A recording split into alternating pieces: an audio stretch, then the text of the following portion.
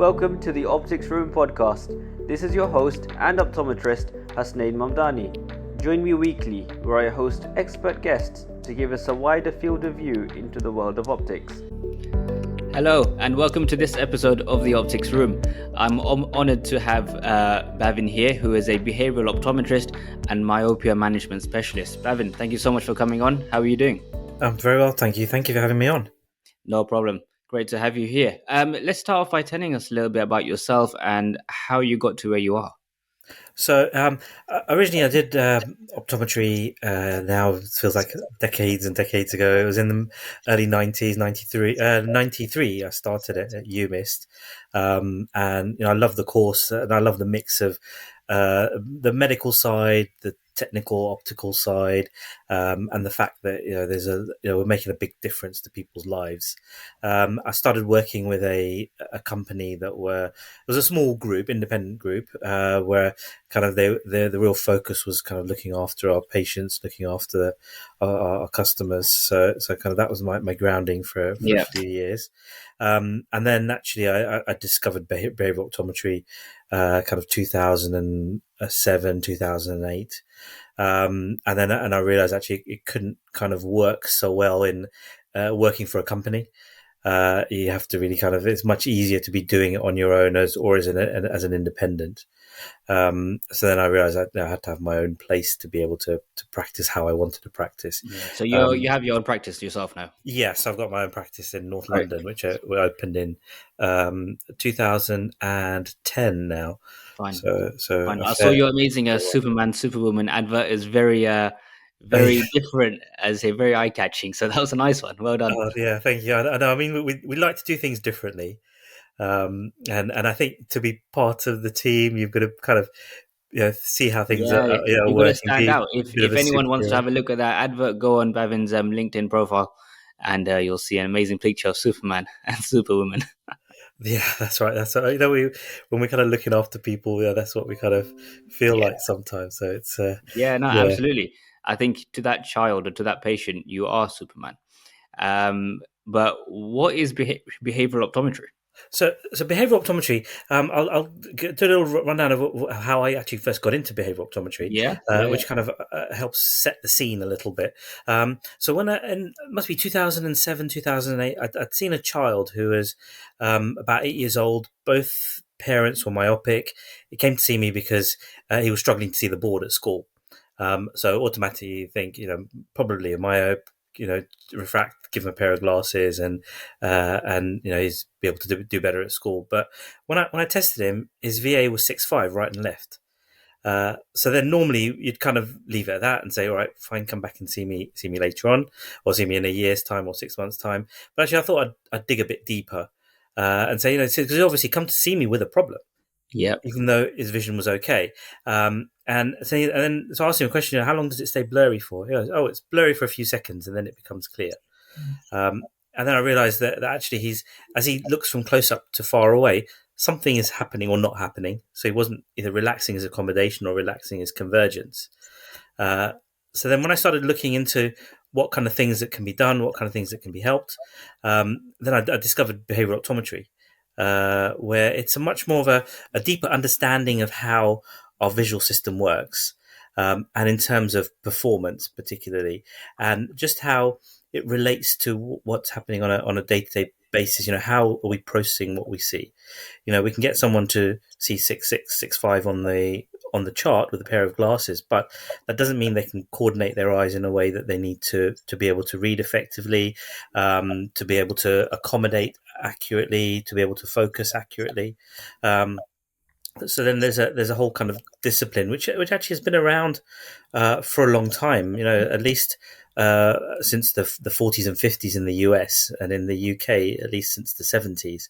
It's been practiced. So I discovered the British Association of Behavioural Optometry at that time, and they were running courses. So I took the course, and actually from the first course, to me it felt like the missing piece of optometry, the gap between what we do on a clinical side and what our patients do with their vision, and their experience of the vision as well, and the whole the whole experience of their vision. A good analogy is, do you go to the gym? I try. You try it, right? So Right. if you imagine you've never been to the gym, but Okay. you need to go to it. So you go to the Yeah. gym, and an optometrist would be, they check you've got the right gear and the right trainers, and make sure you've got that there. But a behavioral optometrist would look at everything, how the muscles are working, what kind of things we need to work on to get the performance working well. So it's a very as well as being holistic, but just checking things in a lot more detail and a lot more of kind of understanding of how the visual system relates to the world that the patient is in. Fine. Fine. So what do you do differently that optometrists in a standard high street practice would not do? So in terms of behavioral autonomy, once you've been doing it for a while, you kind of observe things that patients are doing in a different way. You kind of have a good understanding of how they perform visually, understanding their visual development.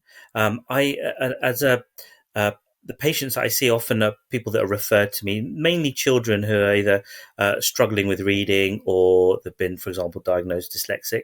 I have to qualify that the dyslexia is not a visual issue, but you're more likely to have certain visual difficulties, say Visual, binocular vision difficulties or tracking difficulties or visual focusing. stress as well. Visual stress, yeah. Now, visual stress a whole contentious issue as well, because visual stress actually is most like more, and it's a visual perceptual difficulty that's helped with coloured lenses or filters, but actually there's probably most likely an underlying binocular vision instability or accommodative instability. So if you don't assess that, then actually where you're providing someone with some kind of support, but you haven't really understood how their visual system is working, why we're getting some of these difficulties in the first place. These issues actually sound quite serious, and it seems like every child should be assessed for these issues and not just given a pair of glasses. I think so. I mean, there's a good. I mean, depending on the literature that you read, a good somewhere between 10 to 20% of the population will have some kind of underlying difficulty that would benefit from having that So investigated. a lot of kids, especially, are just slipping through the net and not being managed correctly. Oh, yeah, I think a significant number are. So the ones where, especially the ones where they've been tested, and as I was saying before, that there's no refraction, they've got good VAs, but they're still struggling at school. And I think part of the things that they need to be invested in is the visual system. I mean, there may be other issues, maybe dyslexia or some other learning difficulties, but I think the vision should be assessed as well. Yeah. So, what would you recommend if a child like that came to someone in a high street practice and they had no access to a behavioral optometrist or the knowledge in what to do as well, and there's no seemingly refractive solution to give? What should that optometrist do? Um, so I mean, the optometry. I mean, it would really help to build a relationship with someone who's local, who's able to specialize in these areas. I think that would be a good first port of call, really. Um, and there's, I mean, there's not enough of us. I mean, I think it would be good to get more people interested in it, so that there's a wider range of optometrists who are providing this service. But just knowing that there is some professional that can be referred to. Yeah. Is there a need for our regulatory bodies such as the GOC and the college to place more importance on things like this? Oh, definitely. I think that there definitely is not enough awareness and definitely not enough kind of understanding of what we do. I think is probably the biggest issue, and that then holds back what's available, what's offered. Some of this stuff, a lot of it's done at university, but just on a kind of a simple level, but enough to be able to give us an understanding. If you go back to BV lectures or some of the Yeah. understanding of there, we are taught a lot of these things Yeah, already. I do vaguely remember being taught about this stuff at uni, albeit it wasn't emphasized on in a great deal. We still were taught, but then once you start doing a pre-reg and you're newly qualified, it all goes out the window. Yeah, and I think I think with optometry particularly, it is we go very much into either an optical correction or pathology, Yeah. and those are the real big drivers for optometrists. But actually, I think visual performance particularly is an area that optometrists should really be taking the lead. that should be one of our really major skill sets. Where and it applies to playing sports, and understanding how the visual system is in order to be able to improve elements of it. Yeah.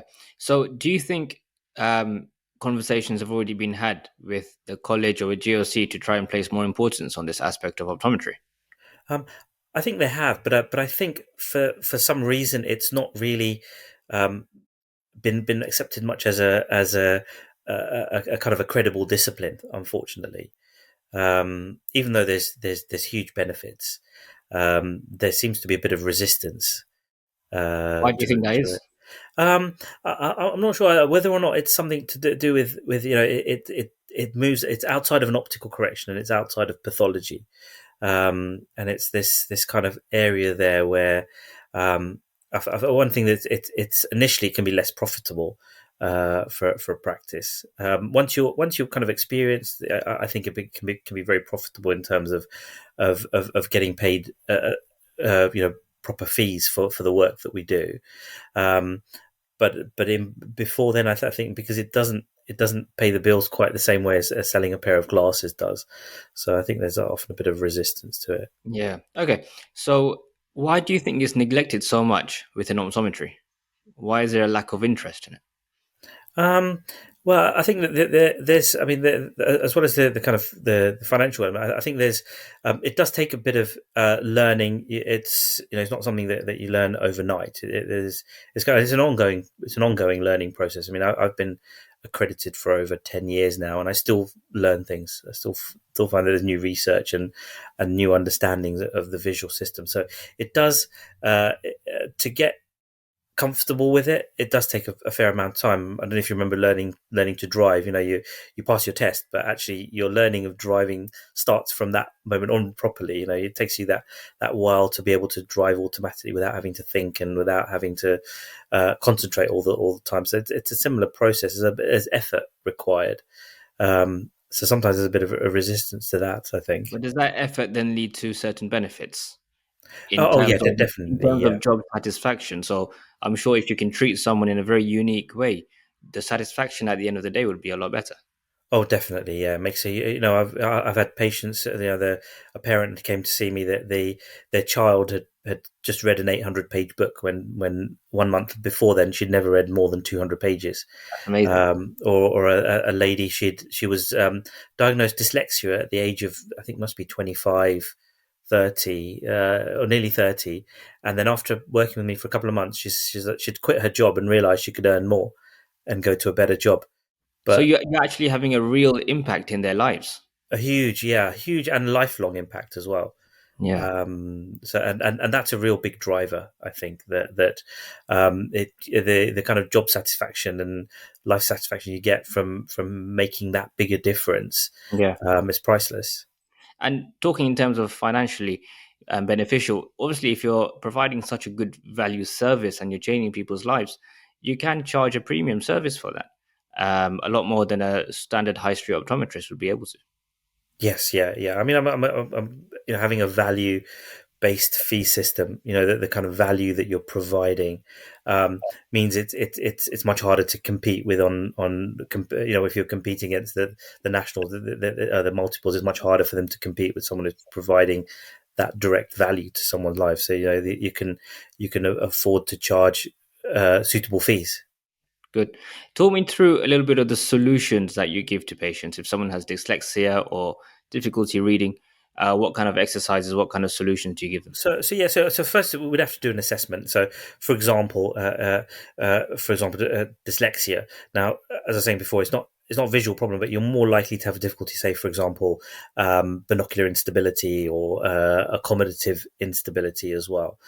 So I'd do an assessment first. I'd get a baseline as to what's happening with their vision, and then it will either be doing vision therapy, which will be like a tailored kind of bespoke exercise program or therapy program to get their visual system working better. In some cases, it may be that we'd provide reading glasses. In some cases, it may be a tint. Although tints tend to make a difference in maybe in my practice, maybe about 20% of cases where a tint would make a difference. So not everybody. But where we're doing an exercise program and we're kind of following them maybe on a monthly or a fortnightly or even a weekly basis, that tends to make the biggest impact, I feel. Give me an example of an exercise you'd suggest. So we would work on so some of the ones we may have done before in BV, physiological diplopia. I don't know if you remember doing that. So where Vaguely. Yeah. so when you are using our visual system, you'll get if you're for example you're converging on a particular point, you'll actually see there will be an area of diplopia behind and in front of the Yeah. point where you're converging on. So just using that to being aware of where your eyes are pointing and understanding where your No, I'm convergence is just trying to working. do that now as I talk to you. Yeah, that's right. Yeah, so you're looking. You've got your microphone in front of you, and if you Yeah. if you if you fixate on there, or if you kind of converge on there, Yeah. things behind will kind of double up a little bit. Yeah. Um, Absolutely. and kind of understanding that, and I might do exercises where I get them to accommodate at different distances or accommodate like jump accommodation for far and near.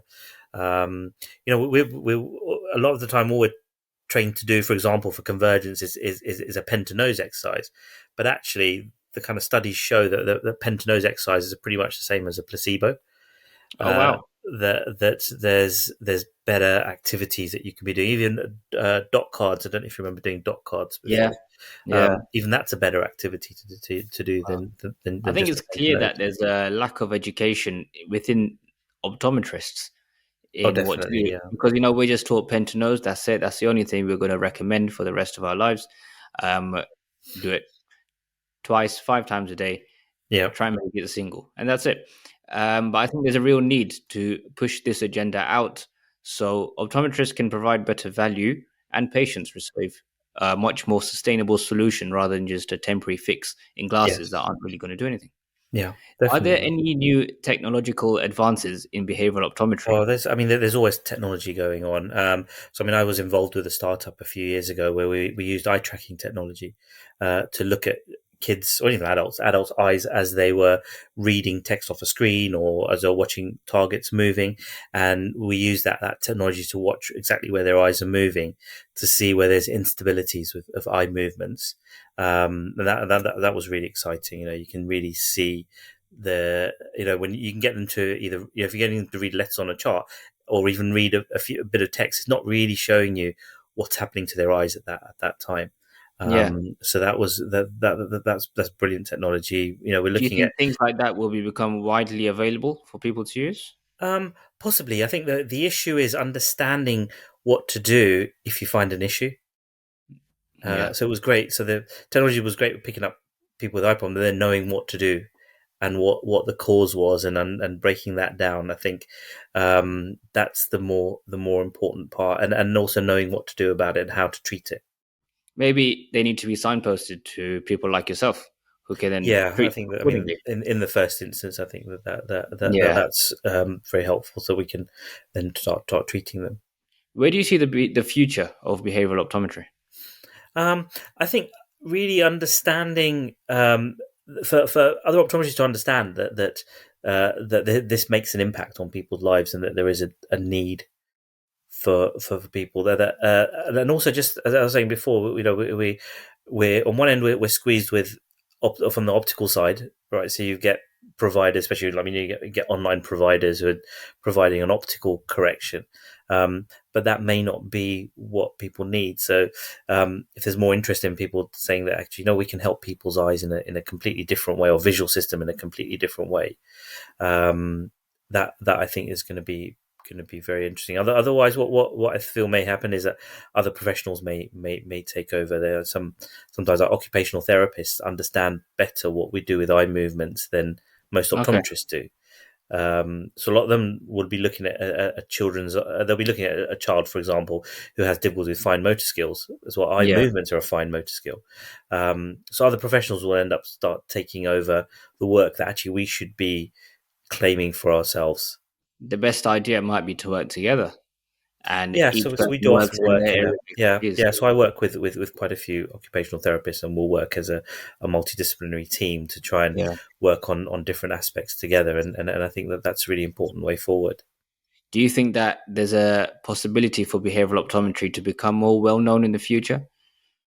Oh, definitely. I think it is already getting more well known, and I think other parents are being more aware of it. Other professionals, like I said, occupational therapists, educational psychologists I think understand. schools should be a first point of call as well, Yeah, for teachers to be educated on signs to look out for. yeah, oh, yeah, definitely. Teachers and special needs, the Senkos in the Yeah, schools, they're the ones where the children will be referred to first, and they can often a lot of these issues they can be aware that something is happening, and then yeah. get signposted to the right place. Okay, fantastic. Well, I've certainly learned so much this episode, and Pleasure. it's a lot of stuff that you don't hear since university, and then it just needs to be refreshed in your mind. Yeah. But yeah, that's And I, amazing. and I think what's really important is just have a look at the patient that you've got when you're testing, just see what they're doing, see how what their kind of what we call what their visual world is like. You know how they're using their eyes, and just think that there may be other things that are happening that go beyond just an optical correction or beyond pathology. Fine. Well, you know what? You're the only behavioral optometrist I know, and if I get anyone, I'll be referring them to you straight away. Thank you very much. Thank you. Great. Thanks for your time, Bevan. Really appreciate Pleasure. it. Thank you.